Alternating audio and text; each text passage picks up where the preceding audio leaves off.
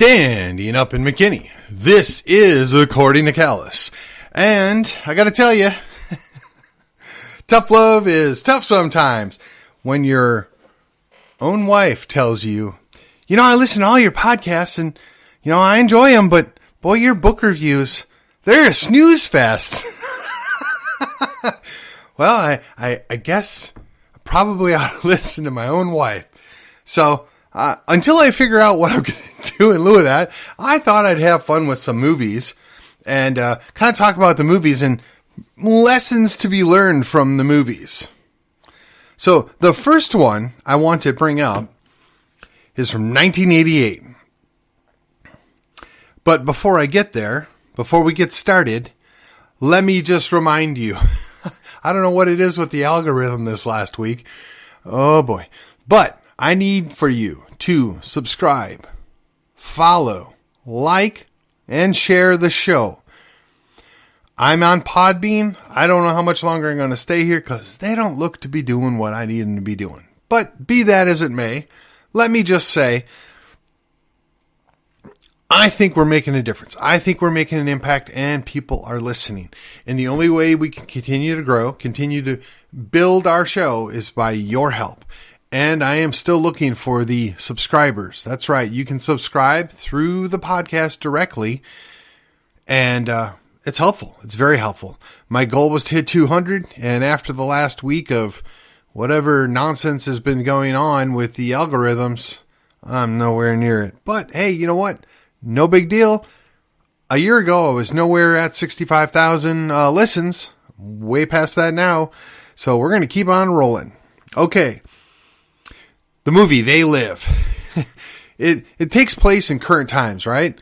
Of course, back in 1988, it's a little bit different. And what's funnier still is it comes from a small or a short story, if you will, that was written back in the 60s called 8 o'clock in the morning. And just because I will be obligated to do this, the guy that wrote this story was Ray Nelson, 8 o'clock in the morning, and John Carpenter did the science fiction or adaptation, if you will, right? And it was written and directed by John Carpenter. And say what you want about John Carpenter, this movie is a ton of fun. Okay? So the whole premise is that this drifter, this guy, played by Roddy Piper, which, if I got to tell you, was a wrestler. And this might be the most important thing he ever did in his life, was make this movie. Because the movie's just great. And not like awesome cinematic experience great, not in like he's the best actor in the world great. It's just one of those movies where you can sit and enjoy, chow down your popcorn and enjoy it. Or like Rowdy says in the movie, I'm here to chew bubblegum and kick butt, and I'm all out of bubblegum. I mean, it's just so much fun. And he runs across these special sunglasses and discovers that the ruling class are aliens concealing their appearance and manipulating people to consume, breed, and conform to the status quo via subliminal messages and mass media. Oh my God. Now I know this is on Wikipedia. I'm reading it directly from Wikipedia, and I'm sure it's been, altered and tweaked since 1988 when it came out. But if that isn't a apt discussion or description or understanding of what's going on right here and right now, I don't know what is. And again, I have to have fun with this because there's nothing else I can do but have fun with this. So now it says that John Carpenter said that some of the themes or the themes in They Live come from his dissatisfaction with the economic policies of Ronald Reagan. And I get it. And then I guess in 2017 there were some quote unquote neo-Nazi interpretations of the film's themes. And then John Carpenter felt obligated to come out and say, this is about yuppies and unrestrained capitalism and has nothing to do with Jewish control of the world. Oh my gosh. Again, I'm not even going to go there. But it acknowledges it was a minor success upon relief. It was debuted at #1 in the box office in America. And of course, the critics hated it, but it gained a cult following and experienced significantly more favorable critical reception after that. And it's regarded by many as an underrated work. And it's entered the pop culture lexicon, having a lasting effect on street art. Okay, whatever. And I will tell you, and it references this here, it's got a 6-minute battle royale between two dudes in the alley. And it says it makes the appearance on the all-time lists for best fight scenes. So, now that you know what's going on here, it kind of starts out, this guy's a drifter, borderline bum, whatever you want to call him, and he's out looking for work, and he stumbles across these glasses. Now, in the plot, I want to say it was a preacher. I'm not 100% sure that he was cautioning people that they, right, the scare quotes, they have recruited the rich and the powerful to do what they would do, their bidding, I guess would be the best way to put it, right? They seek to control us, humanity. Again, I mean, if you can't see this firsthand, I don't know what to tell you. So, the idea that there's a powerful organization running things from behind the scenes to make us do things that we wouldn't otherwise do has been around for millennia.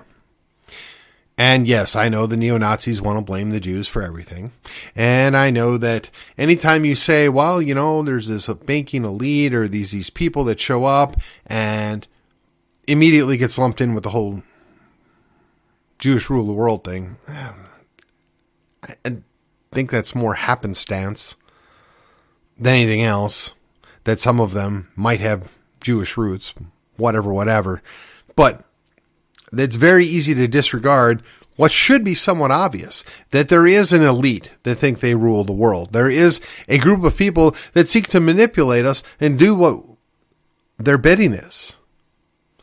I mean, you look no further than the nightly news and you see the same people come up over and over and over again. I mean, the right's biggest boogeyman right now is George Soros. The leftist boogeyman is Elon Musk. But they all show up at Davos. They all go to the World Economic Forum and stuff. And we're just supposed to ignore this. Nothing to see here, good citizen. Go about your business. The challenge comes when you're willing to put aside your minor differences, right? And actually acknowledge there's a problem.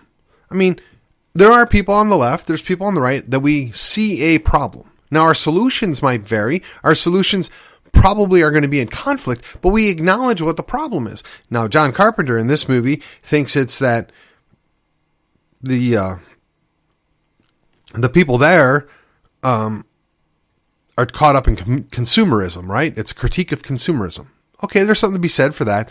But if you look at the larger picture, and surely he must be aware of this. I mean, I don't believe for 1 minute John Carpenter isn't aware of what's going on in the world. I think he's just afraid of it. And I guess probably ought to be rightly so. I mean, you cross the wrong person, you just disappear. So,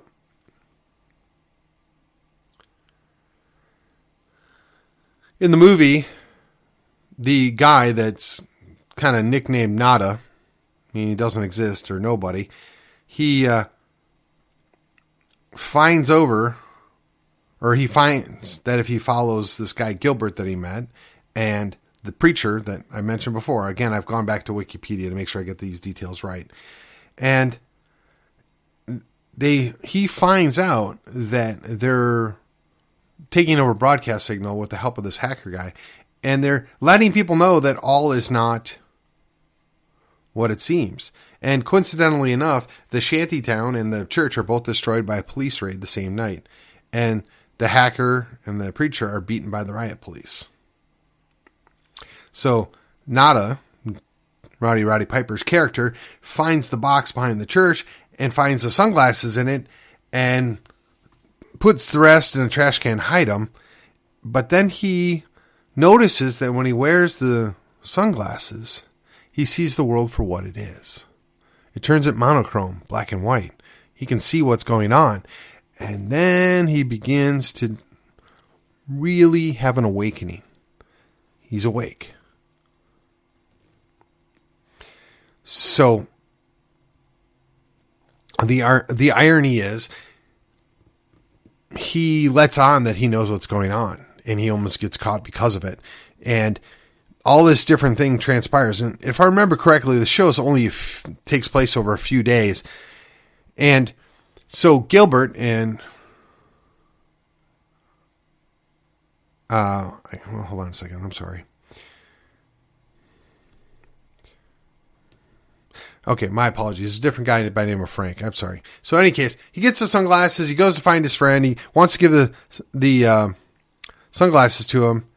And all this stuff goes on. And then they find that you can do it with contact lenses and all this. So there's a whole lot of backstory here, which doesn't matter for the purposes of this discussion. The discussion is once they figure out what's going on, they want to let everybody else know what's going on so that they can be aware, so that they can fight back, so that they can make a difference. And so the characters, they run into this Gilbert guy again, and they go to a meeting, an anti-alien movement meeting, and they learn that the aliens are using global warming to make the Earth more like their own planet and depleting the Earth's resources for their own gain.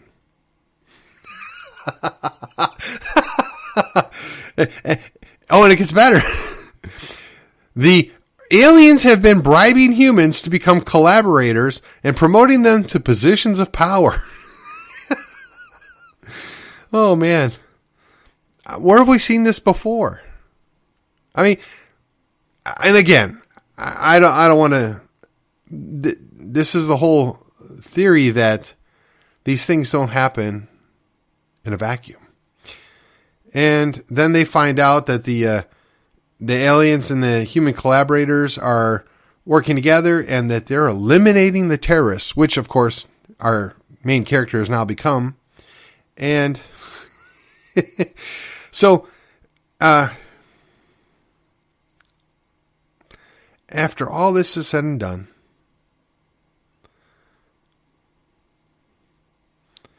they successfully take out the transition, or the transmission power, I should say, power station, right? Where the signal's going out. And when they do that, they can, all the rest of the humans, all the rest of the people can see exactly what's going on because they're free from their blinders being on their face. And I'm not going to tell you the end. I mean, you can go anywhere and it'll tell you what the end is, but so yes, they're dead, but they're successful. They meet their objective, right? The objective is to free the population, to let them see that they're being manipulated, that they're being used, that they're, quite frankly, being taken advantage of. So they're ultimately successful in that. And it's not pretty, and it's not a fun way to get there. And I would highly encourage you, the movie's only about an hour and a half long, and it's quite enjoyable. I mean, I haven't seen it in years, and I remember the gist of it, and I remember how much I enjoyed it. In fact, now that I think about it, I'm going to probably make a point of finding it and watching it over the next couple of weeks here. But between my reading schedule and all the other jazz I got to do, I'm not sure when I'm going to fit the movie in. But let me tell you, because my wife doesn't like the movie. But let me just tell you, it's worth your time. And go into it with an open mind. Yes, it is not a great cinematic experience, right? There's, you know, it's not Legends of the Fall or anything. And no, you don't have, you know, these Class A actors that are oh so awesome. And whether you go more with the Al Pacino kind of actor or the Tom Cruise kind of actor, Rowdy Piper does not rise to that level. But Rowdy Piper does play an awesome everyman, as does the other people involved in this. And it just shows you how they figure out what's going on, and they're appalled and they want to fight back. And they figure out their way to fight back in their own little way, and they're successful, but it comes at a giant cost. And really, to me, that's the most interesting thing, right? Because nobody wants to admit that we're being manipulated. Nobody wants to admit that we're being basically sold a false bill of goods all the time, because then you get lumped in as a conspiracy theorist. Then you get lumped in as being a bad person, or worse yet, you're anti-Semitic. Okay, whatever. But the reality is there are people in this world that want to, for lack of a better word, enslave you. They want to subjugate the entire human population to their whims and their fantasies. And some of them are quite open about it. But if you call them out, oh, you're crazy. Oh, they're not going to be able to do that. Oh, you hate them. Oh, you're anti-Semitic. Whatever the excuse is, and there's legions of excuses, the fact of the matter, it's here, it's happening. And it's really never stopped because, I mean, you can see it play out over and over again in history. Small group of people, they take over a government, or they take over a nation, and they impose their will, and the people get tired of it, and either the nation collapses, or they're successfully booting them out, or something else happens. Or there's just a nice war, which of course then subjugates the people, which makes them weaker, which makes them easier to manipulate, and over and over and over again. And where are we now? See, I always talk about the idea that you can have your biggest impact locally. You can find your most important change out your back door, whether it's that municipal local election, city council, school board, or whether it's the county level, county commissioner, sheriff, county judge, that kind of thing, or even the judicial bench that's elected at the local level, the county level, right? All those things matter. They're highly significant on your day-to-day life. But if you're not at least somewhat aware, mildly intrigued by what's going on, whether it's at the state capitol or the federal capitol, you're going to get hit sideways. Now, you can't fret about it because there's very little we can do about what's going on in Austin other than hold our people accountable. There's almost nothing we can do about what goes on in D.C. And then you have to deal with these super elites that think they ought to dictate everything to everybody in the whole wide world. But you got to be aware of it. You got to know it's there. If you're not fighting back at the local level, you can't put up an effective level of resistance at the state. I mean, the state is ineffective. It doesn't have proper support out of the local levels. Now, granted, our state leader has shown himself to be a rather weak individual, and that he likes to follow wherever the wind may blow him. But by and large, I think, and I want to believe, he's a good Texan at heart. I want to believe the best about him. I want to believe that he has what's best for Texas, or at least Texans, in mind. I could be wrong. There's evidence to suggest maybe I am wrong, but my default answer is always, well, I want to give people the benefit of the doubt until they remove all doubt that they're really a bad person, which hasn't happened yet. So, if that stuff's going on and you're watching your own national, federal government go along with these and start implementing these policies with little or no influence or impact from the people that actually live here and are going to suffer under it, one ought to be just a little bit suspicious about how that happens. Now, you're going to say it's about money or it's about control, and that's all true, but does that mean that they've bought off all of our people? That there's plenty of good Americans that are actually collaborators, people that want to ruin this country, that want to ruin the great state of Texas? I'm going to suggest to you, yes. Yes, it's quite common for this to happen. Whether they were the Quislings during World War II, right? Or the Vichys in World War II.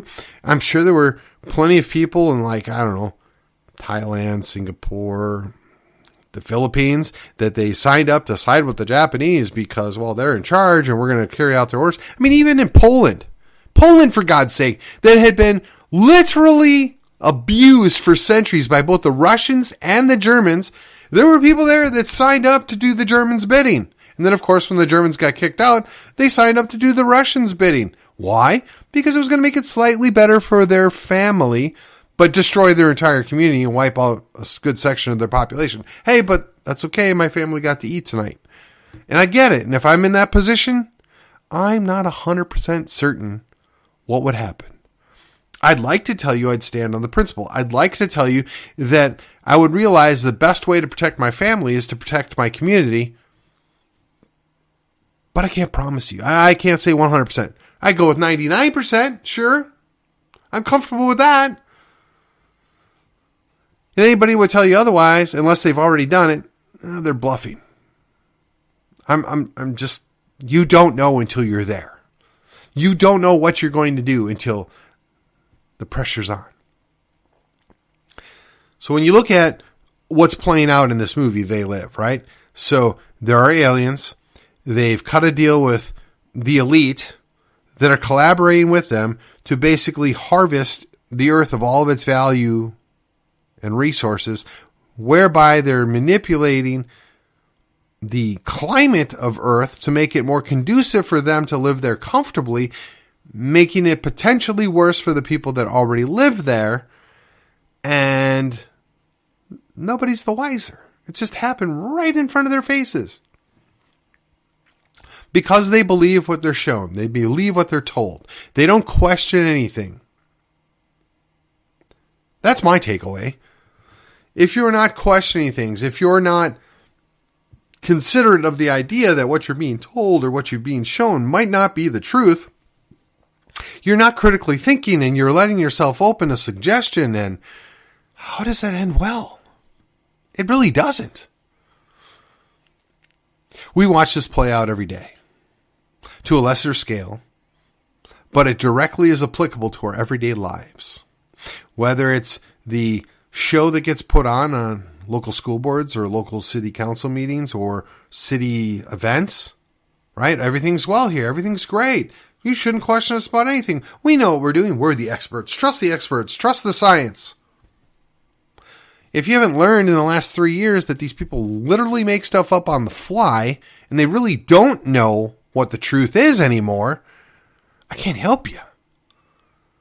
But just accept the possibility that what you're being shown and what you're being told isn't the truth, or at the very least, it's not the whole truth. That ought to cause you to be a little bit more aware of your surroundings, a little bit more concerned about what's going on. It ought to cause you to take a moment to consider what it is you're seeing. And if it doesn't, again, I can't help you. And I've always said, you get into this situation where you look like you hate a person, right? And I try my level best to never make it personal. Never make it based on emotion.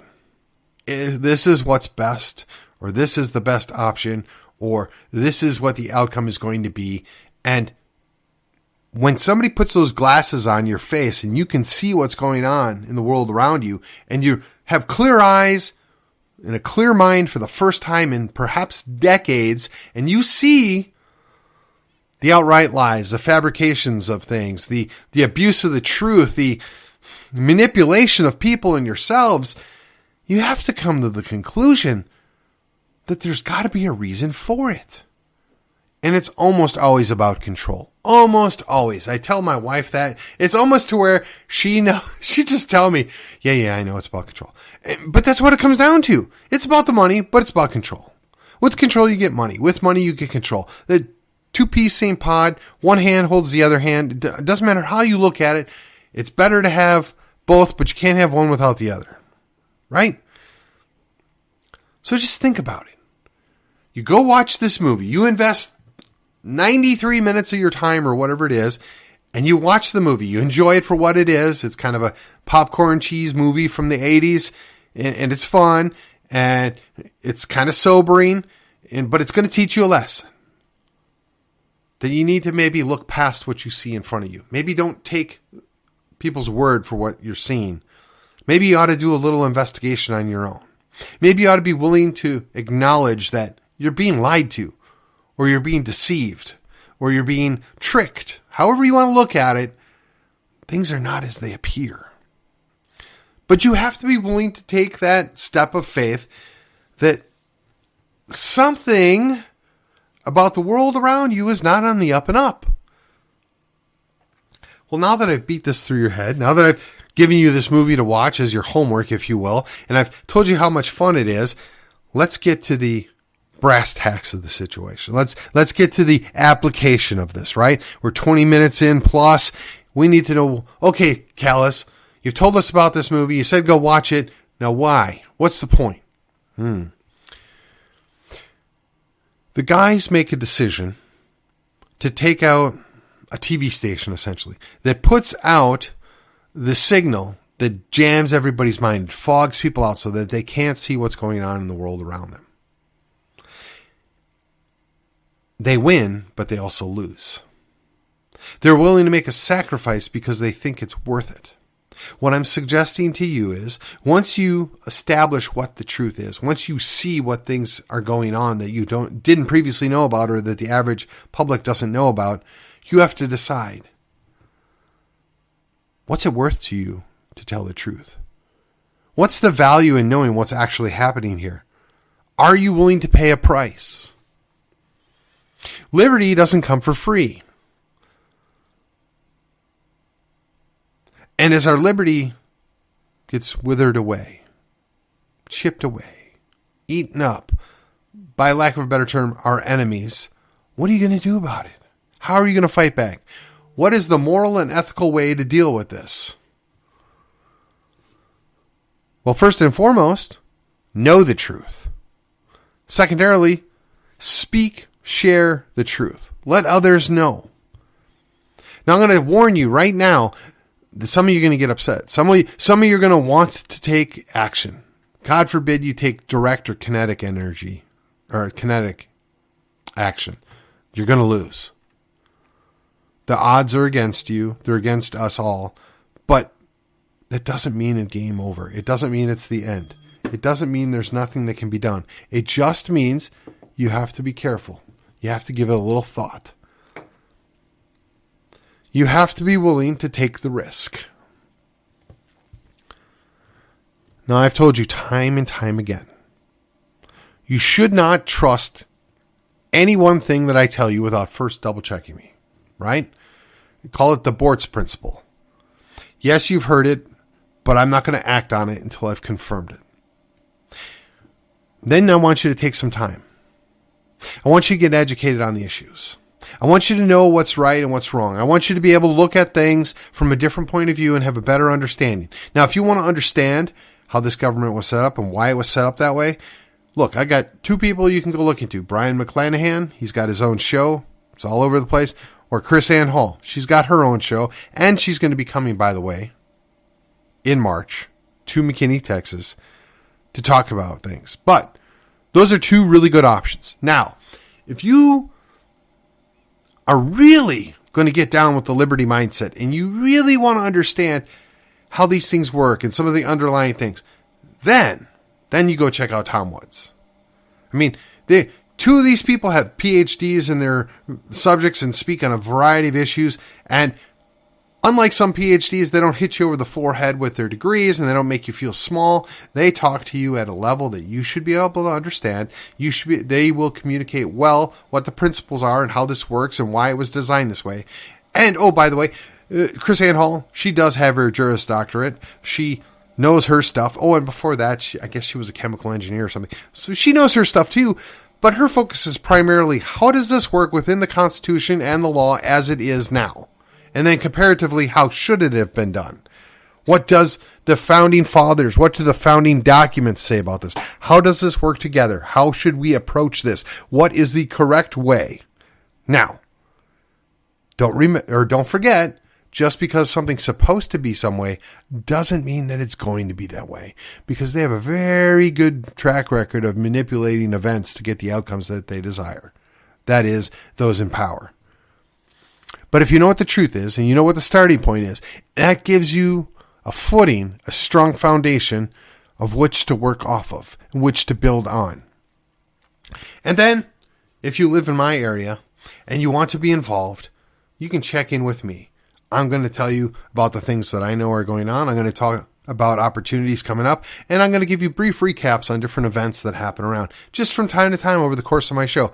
And yes, I am still working on doing an interview show on Fridays with various people, primarily to get a recap of different things that have happened during that week, and also foreshadowing or speaking of the things coming up the next week.